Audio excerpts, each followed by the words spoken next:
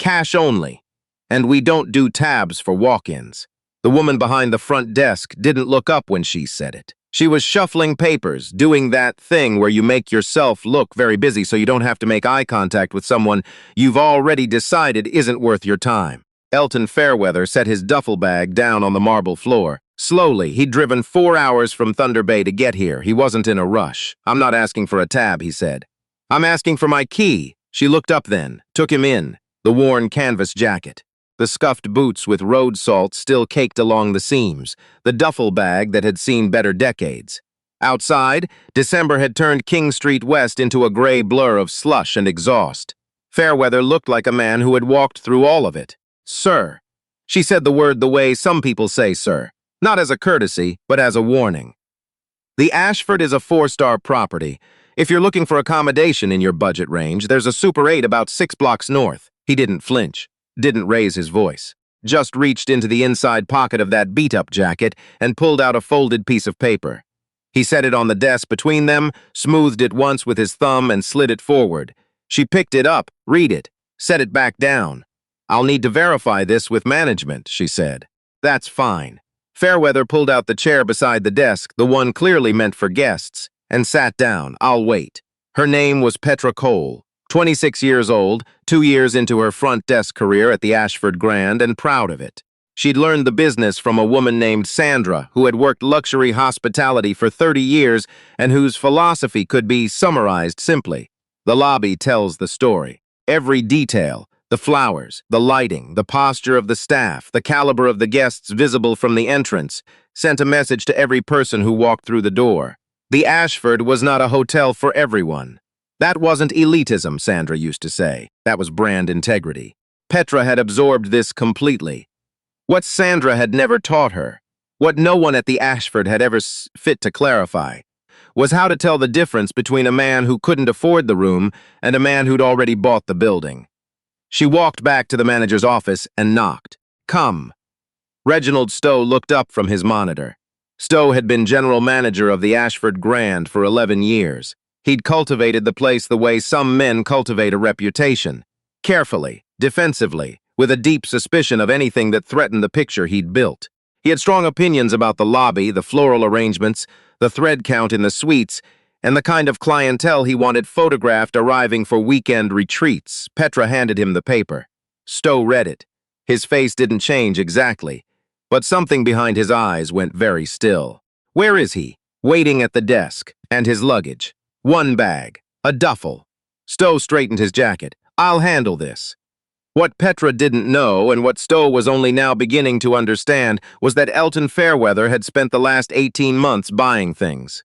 A 3-unit commercial property in Sudbury, 2 restaurants in Hamilton, a small regional airline that served Northern Ontario, the kind of carrier that kept fly-in communities connected to the rest of the province in ways that Google Maps still hadn't figured out. And as of 37 days ago, the Harrington Group, a Toronto-based hospitality holding company whose portfolio included, among other things, a 62% controlling interest in the Ashford Grand Hotel and Residences, King Street West. He'd signed the papers in a boardroom 15 floors above Bay Street. The lawyers had shaken his hand. The seller, a man named Gerald Harrington, who was 82 and tired, had said, "I hope you'll take care of it." Fairweather had said he would. He hadn't announced it publicly yet. That wasn't his style. He'd wanted to see the properties himself first, the way you'd want to walk through a house before you decided what to do with it. Just look at it. Get a feeling. He was getting a feeling. Stowe came through the door to the lobby with the practiced composure of a man who had navigated uncomfortable situations before. He smiled as he approached, the smile that cost nothing and promised nothing, and extended his hand. "Mr. Fairweather, I'm Reginald Stowe, General Manager. Welcome to the Ashford. I apologize for any confusion at the desk." Fairweather shook the hand, didn't stand up yet. What was the confusion? Stowe kept the smile. "Just a miscommunication. We don't always have advance notice when..." "When what?" A pause. "When our VIP guests arrive without a reservation confirmation in the system." "My confirmation is in the system," Fairweather said. "I made it 6 weeks ago under my company name, Fairweather Holdings. You can check." Stowe glanced at Petra, who had followed him out and was now standing slightly behind his left shoulder.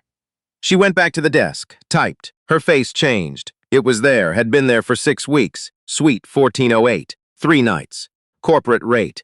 Confirmed. Stowe's composure didn't crack exactly. It just became more expensive to maintain. I'll have someone take your bag upstairs immediately. Again, I apologize. I'd like to ask you something first. Fairweather finally stood. He was about 6'1", and the jacket that had looked shabby across the lobby looked, up close, like a man who simply didn't care what you thought of his jacket. Your front desk, Petra, was it? She told me there was a Super 8 6 blocks north. In my budget range, she said. He looked at Stowe steadily. Is that how your staff are trained to speak to guests? Stowe opened his mouth. Don't answer that yet, Fairweather said. I'd like you to think about it. He went upstairs. Suite 1408 turned out to be a corner room with a view of the lake, or what you could see of it through the December gray, which was more suggestion than horizon. There was a bottle of sparkling water on the table and a note from housekeeping that smelled faintly of lavender. The bed was enormous. The carpet was thick. Fairweather sat in the chair by the window with his jacket still on and his duffel on the floor beside him, and didn't touch any of it for a long time. He thought about his mother, which he often did in hotel rooms. She'd cleaned them for 22 years, rooms like this one and smaller ones, in Toronto and then in Sault Ste. Marie and then back in Toronto when work got scarce. She'd had a system she was proud of, corners first, then middle, then fixtures, then glass. She'd done it without complaint for 2 decades, and she'd made sure Elton and his sister went to school with clean uniforms and ate something warm every morning before they left. She'd never stayed in a room like this. He'd offered, more than once, in the years after the company started making real money. She'd always said it wasn't necessary. He'd understood, eventually, that it wasn't modesty. She just genuinely didn't know how to rest in a place that wasn't hers to take care of. Some places make some people feel like they're supposed to be working. Elton Fairweather understood that feeling. He'd walked into the lobby of the Ashford Grand, a building he now owned, and been told to look for cheaper lodging 6 blocks north. He understood it completely. Downstairs, Reginald Stowe was making phone calls. The first call was to the Harrington Group's transition office. He needed confirmation of what the document Petra had shown him actually meant. What it meant, what the voice on the other end confirmed very crisply, was that Fairweather Holdings had completed its acquisition of Harrington's hospitality assets, and that Elton Fairweather was, as of 37 days ago, the controlling owner of the Ashford Grand. Stowe sat with the phone in his hand for a moment after he hung up. Then he made a second call. To his deputy, Connie Marsh, I need you in my office. Then to the director of guest services, a man named Philip Kane, who'd worked under Stowe for 8 years and had his boss's gift for seamless composure and his boss's blind spots, too. Get up here. They had a meeting that lasted 20 minutes. There was no shouting. Stowe was not a man who shouted. There was instead the low, focused tension of people who realize they have made a very expensive mistake and are now calculating the distance between where they are and where they need to be. Petra was not invited to the meeting. She was sitting at the front desk, her hands very still on the keyboard, wondering if she still had a job. The restaurant on the ground floor of the Ashford was called Terrace. It seated 60, had a wine list that a Toronto lifestyle magazine had described as unapologetically serious, and was booked solid on weekends through February. It was, by most measures, the kind of place where the room itself told you that your money was welcome and your doubt was not. Fairweather came down at 7 o'clock. He'd changed into a clean, dark shirt. Still no tie.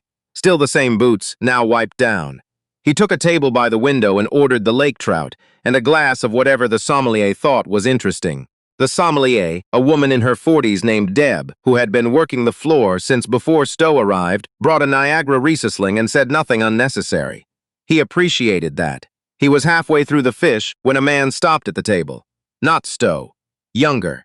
Late 30s, maybe, with the look of someone who worked out more than he slept and knew it. He was wearing a shirt with the Ashford logo on the breast pocket, which meant he was on the clock even though it was evening. Mr. Fairweather.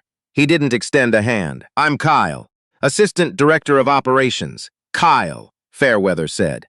Mr. Stowe asked me to come by and let you know that he's available to meet in the morning if you'd like. At your convenience. The last 3 words had the faintly strained quality of words that don't come naturally to the person saying them. That's fine. Fairweather cut another piece of fish. 7:30. Of course. Is there anything you need tonight? Fairweather looked up. Kyle was trying very hard to be unreadable, and almost succeeding. "There's a young woman at the front desk," Fairweather said. "Petra. Is she still on shift?" A beat. Yes, I believe so." "She did exactly what she was trained to do," Fairweather said. "Whatever conversation you need to have with her about today, I'd like you to keep that in mind." Kyle stood very still. "That's all," Fairweather said, and went back to his fish. He'd built the company in pieces. That was the thing people didn't understand when they looked at what Fairweather Holdings had become. They saw the end result, the portfolio, the valuation, the name in business columns, and they imagined some straight line from ambition to arrival. There was no straight line. There was Thunder Bay in 1991, where he'd grown up, and his uncle's small trucking company, where he'd worked summers loading freight from the age of 13. There was Lakehead University on a partial bursary. There was a decade of working logistics for a mid-size carrier in Sudbury, learning how goods moved through a geography that most of the country forgot existed. There were 2 failed ventures, a supply chain software company that ran out of runway, a food distribution partnership that ended badly. Before anything stuck, the airline had been the turning point. Not because it was glamorous. Northern Ontario aviation was the opposite of glamorous. It was freezing hangars and delayed manifests and routes that barely broke even, and communities that had no alternative. But Fairweather had looked at it and seen something that the previous owners hadn't. The people who flew those routes weren't optional customers. They were nurses and teachers and mechanics and elders going home for funerals. They needed the service the way other people needed the road. You build something people actually need. He'd told an interviewer once, and you have something real. The interviewer had asked if he'd always known he'd end up here.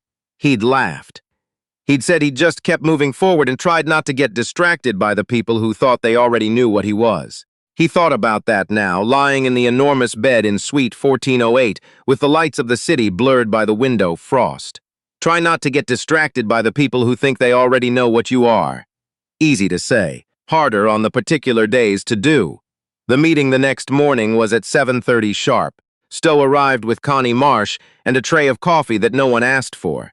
He had clearly rehearsed what he was going to say.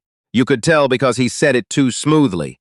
The preemptive acknowledgement of yesterday's incident, the explanation that did not quite qualify as an excuse, the assurance that guest experience protocols would be reviewed. Fairweather let him finish. Then he said, "How long has Petra been at the front desk?" Stowe blinked. 2. Just over 2 years. Is she good at the job? She's yes. Very thorough. Then she learned what she was taught. Fairweather poured himself coffee. "I'm not interested in disciplining junior staff for problems that live higher up the chain. Petra didn't make up the idea that a black man in a worn jacket belongs at the Super 8. She learned it somewhere. That's what I want to understand." The room was very quiet. Stowe said carefully, "I want to assure you that the Ashford does not have any. Reginald."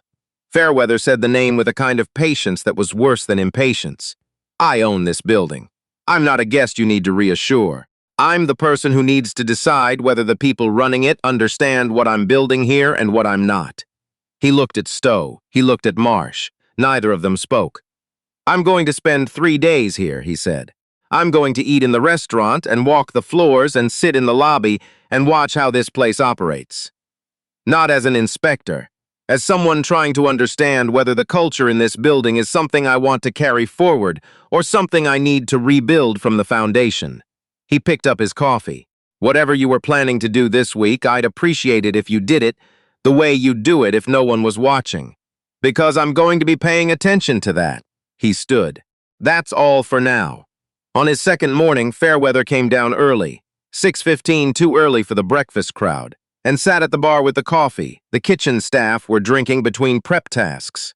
A line cook named Jerome, who was maybe 22 and had the restless energy of someone who took the work seriously, talked to him for half an hour about suppliers, about what was good in the walk-in and what wasn't, about which menu items were costing more than they were earning. Jerome had opinions. They were good ones.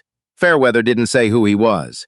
Jerome figured it out somewhere around the third question about food cost percentages and just kept talking. Before Fairweather left, he said, "You've got good instincts. Don't let anyone flatten them out of you." Jerome said, "Thank you, sir," and then went back to his mise en place. On his second afternoon, Petra saw Fairweather cross the lobby. She was behind the desk. She looked at him the way a person looks at something they've been thinking about for 2 days. He stopped walking. He walked over to the desk. "Mr. Fairweather," she said, "I owe you an apology." He looked at her for a moment. "What are you apologizing for?" She hesitated. "For how I spoke to you when you arrived. I made an assumption and it wasn't fair." "Did you know, when you said it, that it wasn't fair?" She thought about that. "No. I thought I was just reading the situation. That's more honest than most people manage." He put his hands in his jacket pockets. "What are you going to do with that?" She didn't have an answer. She was still working on it. He'd see that. "That's the right place to be," he said. "Take your time with it." And he walked on toward the elevator. On the third morning, Stowe arrived to find that the meeting he'd expected, the one where terms were discussed, where he found out whether he still had a position, had a different shape than he'd prepared for. Fairweather sat across from him with a legal pad, not a laptop. A legal pad with handwritten notes in small, dense print.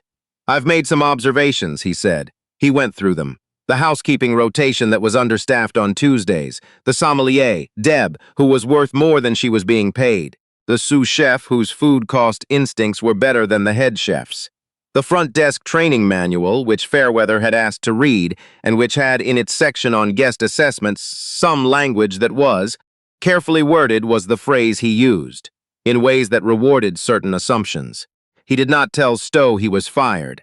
He did not tell him he was safe. He said, "You've built something that functions. What it looks like when it runs will depend on what changes and what stays." He handed Stowe the legal pad.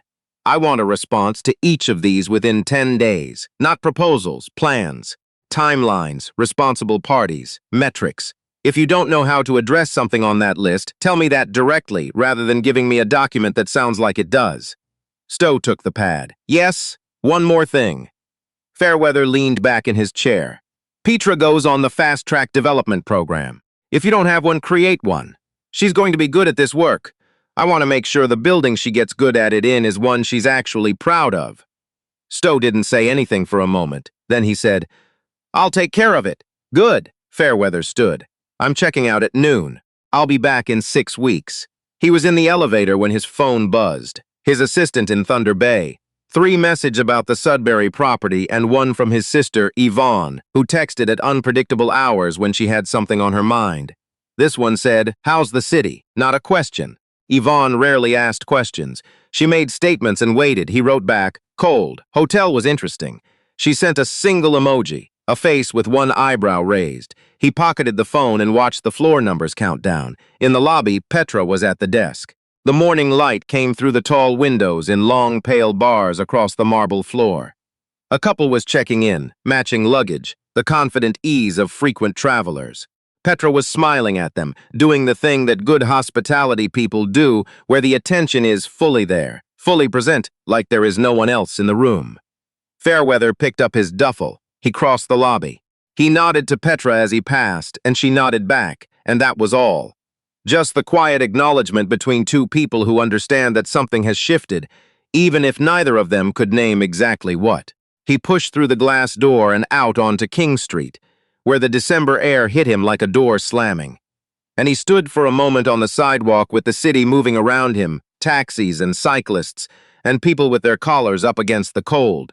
He had 3 more properties to visit before the end of the month. A restaurant in Hamilton, a mid-market hotel in Ottawa, the airline's main terminal in Timmins, where the coffee was bad and the staff were excellent, and the runways froze solid in February and the planes still went out. He put his duffel over his shoulder and walked toward the parking garage. He'd never needed anyone to know who he was before he walked through the door. He'd built everything he'd built that way, one room at a time, one honest look at a thing before deciding what it needed. The Ashford would be fine, or it wouldn't. That would depend on the people inside it, and what they chose to do with the 10 days he'd given them. He already knew what he thought. He was just giving them the chance to know it too.